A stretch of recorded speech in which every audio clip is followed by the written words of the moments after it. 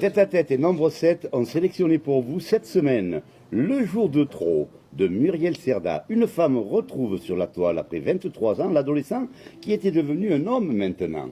Il lui répond, les messages s'enchaînent, tout en laissant dévoiler des sentiments qui mettent le doute d'un amour naissant.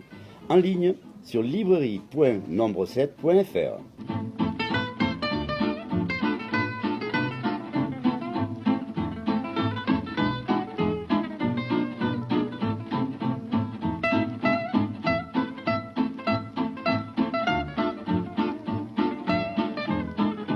Bonjour et bienvenue dans Tête à Tête.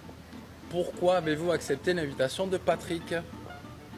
Voilà, moi personnellement, c'est pour promouvoir mon périple avec Maroula Watt et pour amener de la visibilité à Via Femina Fama, l'association d'élèves. Et moi j'ai accepté l'invitation de Patrick parce qu'en cette période de Grenelle des violences faites aux femmes, il était important justement de recentrer un peu le problème et de venir parler de nos actions à Via Femina Fama.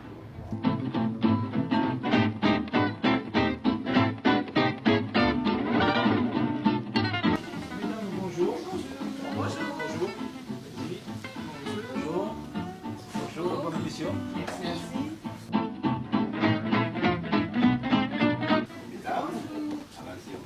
Bonjour Patrick. Fuit un moment l'homme en colère et pour toujours l'homme violent. Bonjour à toutes et bonjour à tous, merci de prendre une nouvelle fois un peu de votre temps à nous suivre sur les réseaux sociaux, que ce soit Facebook ou YouTube.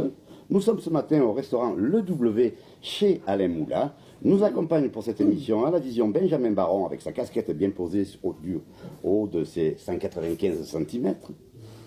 Michel Monteil, l'artiste, le caricaturiste de l'émission. Et c'est une première pour Béatrice, la photographe de l'émission. En effet, il y a plus de femmes que d'hommes aujourd'hui. Nous recevons dans le cadre de cette émission 3 femmes qui font l'actualité. Hélène Mordac, avocate et présidente de VVF, Via Femina Fama. Bonjour Hélène. Bonjour Patrick. Soyez la bienvenue. Je vous remercie. Ensuite, 2 autres gazelles. On peut bien nous appeler des gazelles. Ah, tout à fait. Hein. Véronique Guidi-Thiali, C'est moi. généalogiste. Oui, tout à fait. Elle est moutarde Oui. également. Et musicienne. Oui. Une artiste, quoi. Oui, enfin, si on veut. Si on veut ou si on veut pas. Oui, parce que musicienne, c'est un grand mot. Ben oui. Mais bon. Et Christine Viala, infirmière. Bonjour. Bonjour. Elle est bricoleuse. Oui. Hein. Peintre également. Oui, à mes heures. Elles sont toutes les deux touche à tout. Presque. Hein, puisque ne serait-ce que pour partir faire un tel rallye que vous allez entreprendre, il faut quand même être aussi bricoleuse et avoir de la bonne humeur. Tout à fait, ça, là-dessus.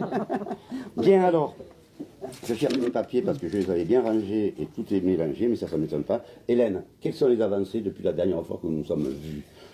Alors la première des avancées, c'est ce Grenelle des violences faites aux femmes qui a été donc lancé le 3 septembre par le gouvernement et qui met en avant un certain nombre de propositions, des propositions qui sont très intéressantes, que nous avions, nous, déjà identifiées depuis de nombreuses années au sein de notre association et au sein de nombreuses associations, qui consistent notamment à la formation. Le gouvernement vient de se rendre compte qu'effectivement, il était important, dans le cadre des violences faites aux femmes, de former en amont les services de police et de gendarmerie, les services de santé, l'école. Et également, et ça c'est une avancée que j'entendais ce matin justement avant de venir à votre émission sur France Inter, on se met enfin à comprendre qu'il y a, au-delà des violences physiques, il y a également ce qu'on appelle les violences psychologiques et les violences économiques, qui sont souvent un frein énorme au départ des femmes lorsqu'elles sont victimes de violences. Et là, j'entendais ce matin qu'une des propositions consisterait justement à prendre en considération ces violences économiques, à former les personnels bancaires en amont pour détecter justement ce type de problématiques, une femme qui n'a pas de compte en banque, une femme à qui l'on retire son chéquier, sa carte bancaire, pour éventuellement mettre en place des fonds d'urgence, voire des prêts à taux zéro. Et ça, effectivement, on le sait bien, l'argent, c'est le nerf de la guerre. Et très souvent, nous avons des femmes qui n'osent pas partir parce qu'elles n'ont pas les moyens financiers de partir. Alors, quel est le but de votre association Via Femina Fama? Alors, le but, c'est d'accompagner des femmes victimes de violences. Donc, dans un premier temps, nous étions plutôt centrés sur la reconstruction, c'est-à-dire proposer des ateliers de reconstruction aux femmes. Et puis, au fil des années, nous nous sommes rendus compte que ça n'était pas suffisant. Donc, aujourd'hui, nous avons des permanences 2 fois par semaine au sein de l'association pour recevoir ces femmes. Nous avons une permanence 1 fois par mois à la MDPH également pour recevoir les femmes en situation de handicap. Nous avons également un pôle de bénévoles que j'appellerais de terrain qui sont là 24 heures sur 24 et qui accompagnent les femmes chez le médecin, chez l'avocat, au commissariat pour déposer plainte. Et puis nous avons également un pôle formation parce qu'il est évident que les violences doivent être éradiquées très en amont et qu'il faut éduquer les enfants justement à la parité, à l'égalité et aux réactions à avoir. L'éducation, C'est le point de départ. c'est le point de départ. Eh bien oui. Par exemple, au centre hospitalier, est-ce que tout est fait pour accueillir ces femmes-là? Alors moi je dépends d'une structure privée, donc je ne peux pas trop parler au niveau du centre hospitalier. Dans les secteurs privés, non, il n'y a pas de Il n'y a pas de structure il pour... n'y a pas de structure adaptée. Non. Enfin, C'est-à-dire qu'une femme qui a été battue va d'elle-même à l'hôpital. Là, la structure est là quand même, est présente au centre hospitalier. Enfin, ça dépend ce que vous appelez la structure. Bien sûr, elle va être reçue. Elle va être accueillie. Elle va être accueillie, on va lui faire un certificat médical. Il y a la possibilité maintenant de déposer plainte auprès des hôpitaux, ce qui est une grande avancée parce que nous savons, nous d'expérience, que le parcours qui consiste à se rendre au commissariat ou à la gendarmerie pour déposer plainte pour des violences est un parcours excessivement difficile. D'abord parce qu'il y a une chape de plomb et une honte et une culpabilité sur les femmes victimes. Et puis aussi, ne nous voilons pas la face, parce que les services de police et de gendarmerie ne sont pas tous au fait de ces violences et ne sont pas tous aptes à accueillir cette parole qui est une parole extrêmement violente. Donc c'est là où le gouvernement a décidé de mettre des efforts pour justement former. Exactement. Et là, il est préférable de former des femmes quand même, non? Pas forcément, non, pas forcément. Les violences conjugales, c'est aussi l'affaire des hommes. Hein. Il faut pas mettre les hommes de côté, bien au contraire. Encore une fois, des hommes violents représentent, je n'ai pas les chiffres, mais représentent peut-être 10% de la population masculine. Tous les autres hommes doivent se mobiliser au contraire, d'une part pour expliquer que tous les hommes ne sont pas comme ça, et pour prendre fait et cause pour cette problématique. Parce qu'en fin de compte, ça touche toutes catégories de la société. Ah, la complètement. violence. Complètement. Quoi qu'on en dise, ça touche toutes les catégories et on est peut-être moins informé des violences faites au sein de couples dits bourgeois, entre guillemets, hein, c'est au sens large, parce que là, le poids de la honte et de la culpabilité est encore plus fort. J'ai vu également qu'il y avait une sorte d'hérédité sur la violence. Alors, hérédité, c'est peut-être un bien grand mot, hein. Moi, je ne suis pas médecin, mais une chose est sûre, c'est qu'on reproduit les schémas que l'on a vécus. Et très souvent, des enfants qui ont été eux-mêmes victimes de violences ou qui ont été eux-mêmes témoins de violences peuvent avoir tendance à reproduire ce schéma parce que pour eux, c'est un mode de communication dans lequel ils ont grandi. Et puis ils vont également étudier les effets de l'alcool dans le passage à l'acte. Bien sûr. Et ça c'est toute une formation. En fait, c'est une éducation aussi. Là. Un homme qui rentre d'avoir bu 10, 15, 20 apéros, rentre, il est violent chez lui, bon, le barman ne va pas pouvoir l'arrêter, l'empêcher. Je veux dire, quelle éducation on peut donner là? Quelle éducation? Il faut essayer de soigner déjà. Lorsque l'on a affaire justement à des couples avec cette problématique de l'alcoolisme, il faudrait pouvoir extirper l'homme violent alcoolique et lui proposer d'être soigné. Ça, c'est une évidence. Après, vous savez comme moi que l'alcool, malheureusement, en France, fait quasiment partie des traditions. Ça n'est pas encore tout à fait stigmatisé, donc c'est très difficile, mais effectivement, il faudrait également avoir cette problématique en amont. Puis il y a également un statut très important, c'est reconnaître le statut de victime des enfants témoins. Tout à des fait. violences. Mais ça, le législateur en a tenu compte puisque la loi d'août 2018 fait d'une circonstance aggravante le fait que des violences soient commises devant les enfants. C'est-à-dire qu'on prend aujourd'hui conscience des dommages collatéraux vis-à-vis des enfants qui sont témoins de violences intraconjugales. Oui, parce que c'est un traumatisme pour les enfants. Mais bien entendu que c'est un traumatisme pour les enfants. Et il faudrait qu'il y ait une prise en charge psychologique à la fois des femmes mais également des enfants. Et j'entendais effectivement ce matin que c'était une des problématiques et qu'on commence à se rendre compte que c'est important de prendre en charge psychologiquement, sauf que, on le sait bien, aller voir un psychologue, ça a un coût, et que souvent les femmes et les enfants ne peuvent pas régler ce coût-là. Alors parlez-nous de votre association Via Femina Fama. Pour survivre, pour vivre, et pouvoir évoluer, vous organisez des manifestations.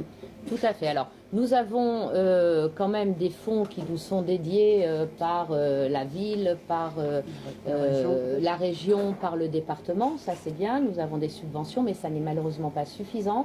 Donc, nous organisons tous les ans une grande manifestation. L'année dernière, c'était une vente aux enchères. Oui. L'année prochaine, ça va être une grande manifestation sur le thème de l'égalité de la femme qui va se dérouler le 6 mars 2020 chez Hasta Luego. Oui, très bien, magnifique. Voilà.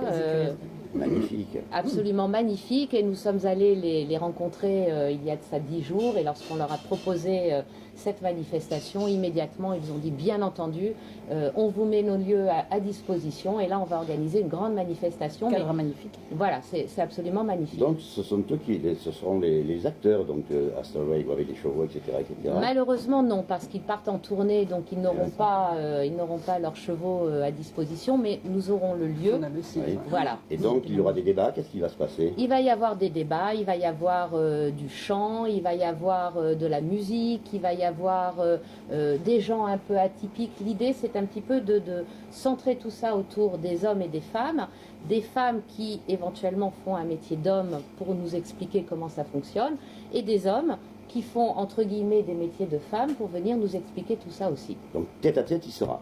Ah, mais avec grand plaisir. Et nous aussi. Et vous aussi, donc. Et vous aussi. Et nos roulawats seront là également. Nous y serons, l'équipe y sera très certainement. En fait, pour ma part, j'y serai. Alors, il y a également supprimer l'autorité parentale en cas de fémicide. Féminicide, pardon. Oui. Donc ça, c'est important aussi. Bien sûr que c'est important. Alors, déjà, notre arsenal législatif permet de retirer l'autorité parentale à un père qui est violent, à un père qui est alcoolique. C'est déjà une bonne chose, mais là, c'est une avancée supplémentaire. Donc, et faire évoluer également le secret médical. Tout à fait. Tout à fait, parce qu'on se heurte très souvent au secret médical. Et là, effectivement, dans les propositions, il y a cet élargissement de la rupture du secret médical vis-à-vis notamment des avocats, puisque l'avocat qui reçoit une femme est parfois souvent démuni en termes de preuves, parce qu'il faut monter un dossier pour aller devant un tribunal. Et donc, si on peut effectivement avoir accès un petit peu plus à la sphère médicale et le suivi psychologique, voire le suivi en termes de santé de la personne qu'on a en face de soi, ben, ça va nous aider à monter des dossiers. Très bien. Donc, un numéro de téléphone pour vous joindre. Tout à fait. Un numéro de téléphone, alors que je ne connais pas par cœur, j'en suis Mais navrée, on le mais qui mettra. va, je pense, voilà. Benjamin C'est va un s'en- numéro de téléphone qui fonctionne 24 heures sur 24. Il y a toujours quelqu'un au bout du fil qui va prendre en charge la personne qui va appeler. Donc, une personne en détresse qui se retrouve dehors avec ses enfants, elle peut appeler directement et elle sera accueillie. Et qu'est-ce qu'elle va devenir, cette dame? On va la mettre dans un hôtel, on va la protéger. Qu'est-ce qu'on va faire de cette Alors, on va essayer de la mettre à l'abri, bien entendu. Donc, nous avons d'autres partenaires qui nous permettent éventuellement de loger les femmes. Et puis, si vraiment nous n'avons pas d'autre solution, nous, à l'association, nous offrons 1 ou 2 nuits d'hôtel en attendant de pouvoir se retourner. Donc, mesdames, n'hésitez surtout pas, si vous vous retrouvez à la rue avec vos enfants, le numéro de téléphone s'inscrit sur l'écran. N'hésitez pas à appeler, on s'occupera de vous. Voilà. Les gazelles. Juste, Oui. on rajoute une petite chose, parce que tout à l'heure tu disais qu'il y avait 217 suicides aussi de femmes par an. Tout à fait. On peut les rajouter aux 125 féminicides. Exactement. C'est le chiffre est à prendre en compte. Oui, effectivement, c'est ce que j'entendais dans les propositions ce matin, c'est de prendre en compte également les suicides des femmes dus justement à des phénomènes de harcèlement ou de violence au sein du couple. Et j'entendais ce matin ce chiffre, en 2018, 217 femmes se sont suicidées à la suite de harcèlement ou de violence intraconjugale. Sachant que encore des chiffres, hein, encore 250 000 femmes sont chaque année victimes de violences physiques ou sexuelles au sein de leur couple. Bien sûr. 250 000. C'est énorme. Mais à ce matin, on était à 125 femmes tuées par leur conjoint ou ex-conjoint. C'est assez effrayant. C'est effrayant. Bon, eh bien moi je voulais vraiment vous féliciter pour tout ce que vous faites dans votre association. Patrick. Vous avez pris le relais, Hélène, et il y a eu beaucoup de travail effectué. Et là vous continuez, tant mieux, il fallait surtout pas Voilà, et arrêter. puis je veux juste Oui, une allez-y. dernière chose, voilà, cette association, c'est l'affaire de toutes les bénévoles. Je ne suis pas seule, hein. Là je suis aujourd'hui la présidente, donc je viens en parler, mais il y a derrière moi une équipe de femmes formidables qui ne comptent pas leur temps et grâce à qui on peut faire tout ça. Ça c'est important. alors, C'est Ouais. important également Ouais. de le signaler, parce Bravo. qu'on n'est pas tout seul. Ouais. Et de même que pour cette émission, mais on n'est pas tout seul. S'il n'y avait pas Benjamin, toute l'équipe, eh bien l'émission n'existerait pas tout simplement. Voilà. Alors les gazelles, Oui. quelle idée vous a pris comme ça de dire tiens ça y est, on va partir au Maroc et on va conduire une voiture électrique Oui. et on va se faire plaisir. Et alors, qui est-ce qui en a eu l'idée? Bah, toutes les deux en même temps, Oui. en baladant. Je pense qu'on a vu une voiture passer avec des On sait sponsors plus, en dessus, fait. on ne sait plus trop, mais enfin bon, toujours est-il qu'on s'est dit, on a dû se dire, bah, tiens, l'une ça l'intéresse et l'autre, ah bah oui, moi aussi. Et ben si on le faisait, d'accord. Donc il faut trouver le véhicule, il faut trouver les sponsors, il faut les partenaires, parce que ça ne se fait pas comme ça. Il faut, Eh oui, c'est un budget. C'est le nerf de la guerre, c'est Ouais, l'argent. le nerf c'est de la pas guerre. vrai, ouais. Quel est le budget pour... parce que ce voyage, cette course dure combien de temps?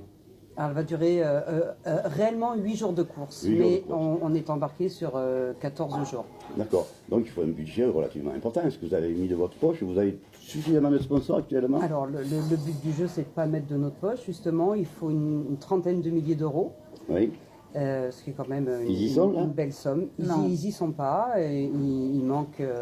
Il vous manque combien? il- J'ai rien sur moi. Non, mais peut-être le dirigeant de... Il nous manque, on va dire, 7 000 euros. Quoi. 7 000. Ouais. Alors, messieurs, dames, vous êtes chef d'entreprise. Vous voulez aider des gazelles à faire. Parce que l'acte est pur et beau également. Hein. Derrière, il y a autre chose, on en parlera tout à l'heure. Venez, aidez-les. Là aussi, vous aurez les correspondances de tout le monde. Voilà, Hein. on promet aux entreprises d'être d'ailleurs ceux qui sont sponsors sur notre véhicule. Donc Oui. nous avons déjà été suivis quand même par une vingtaine d'entreprises nîmoises qui auront leur nom sur notre véhicule. Donc Voilà. alors n'hésitez pas à contacter les fameuses gazelles parce que c'est important pour elles également qu'elles puissent partir. Sinon elles ne pourront pas déjeuner, dîner, à fait. etc. Vous crois que vous avez le temps de déjeuner? Elle me dit non. Non.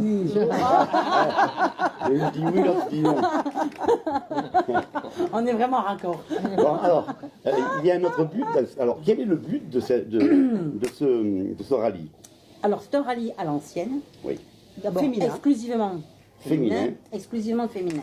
Qui fête sa 30e année. Cette année, c'est Tout à la fait. 30e édition du rallye Aïcha des Gazelles au Maroc.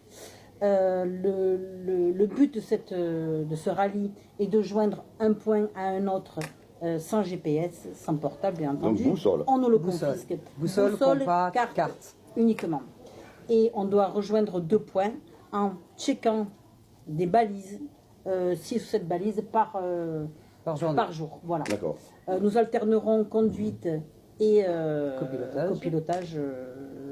tous les jours parce qu'il faut marcher énormément. Donc il y en a une qui se reposera pendant que l'autre. Et si vous ne trouvez pas cette balise, qu'est-ce qui se passe alors? On perd des pénalités. D'accord. Voilà. Donc, au classement, vous descendez. Vous Complètement. régressez. Ouais. D'accord. Ouais.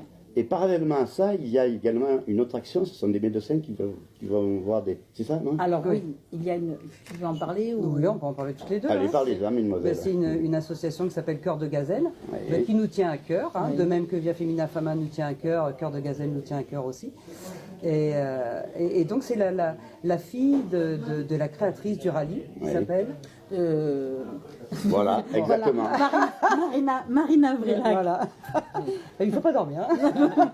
fille de Dominique Serra, Marina Vrilac. Et elle a créé cette association en marge du rallye. Et c'est une association humanitaire et médicale. Et donc il y aura une caravane qui suit le parcours du rallye. Voilà. D'accord. Et cette année, on pourra, quand on aura récupéré nos balises, on aura accès au travail de ces bénévoles-là, quoi. Parfait. Donc l'équipage gagnant sera celui qui aura parcouru le moins de kilomètres. Et oui. Tout à fait. Ça, c'est quand même en pointant un maximum de balises, un parcours 100% hors piste, réactualisé chaque année.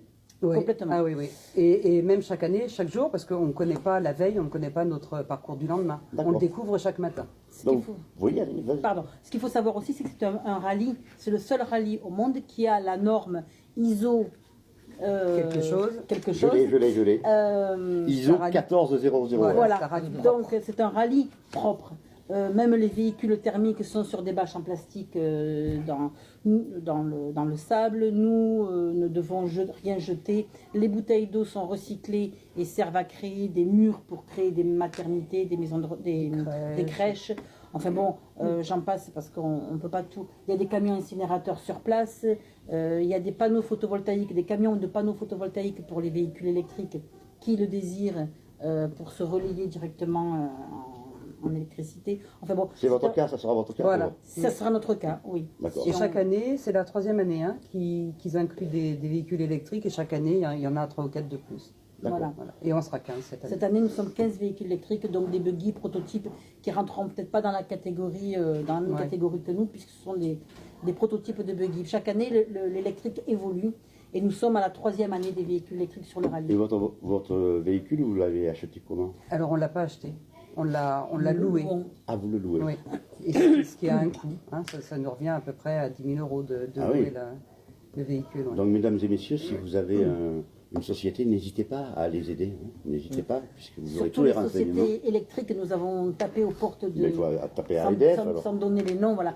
Et nous attendons des réponses, mais que nous n'avons toujours pas. Ah ben, c'est pas ça arrive. Voilà, parce que juste, hormis les logos qui figureront sur la voiture, on va aussi récupérer la voiture une quinzaine de jours et on va faire le tour de tous nos sponsors. Et donc, Bien on va sûr. faire des photos avec la voiture et les Publicité, entreprises, etc. un peu de publicité Donc, de cette le façon-là. départ non officiel, c'est Monaco.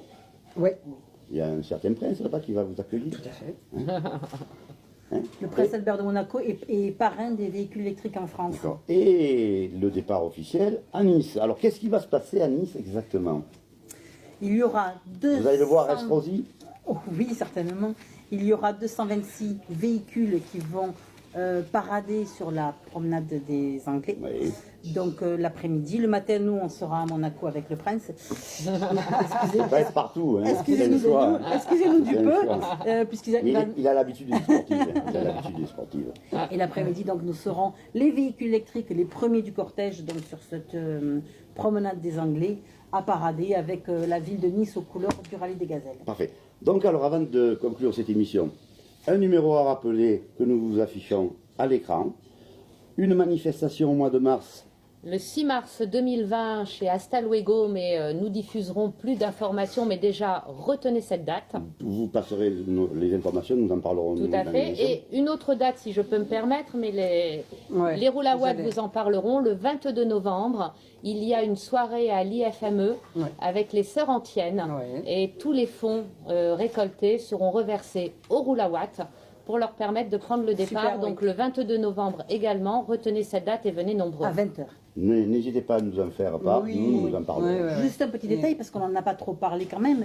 Nous avons décidé de faire ce rallye des gazelles pour défendre cette association Via Femina Fama, dont Hélène est la présidente, parce que cette association nous tient particulièrement à cœur. Vous avez bien raison. Et nous voulons dire aussi aux sponsors que tout l'argent récolté nous sert effectivement à faire le rallye. faire le rallye. Et tout argent supplémentaire récolté, nous ferions un plaisir de faire De le reverser à ce l'association. chèque pour le reverser à l'association Via Femina Fama. Vous ne pouvez plus hésiter. Faites le geste. Merci Hélène. Merci Patrick de m'avoir reçu. Avec grand plaisir. Avec grand plaisir. Les deux gazelles, merci également.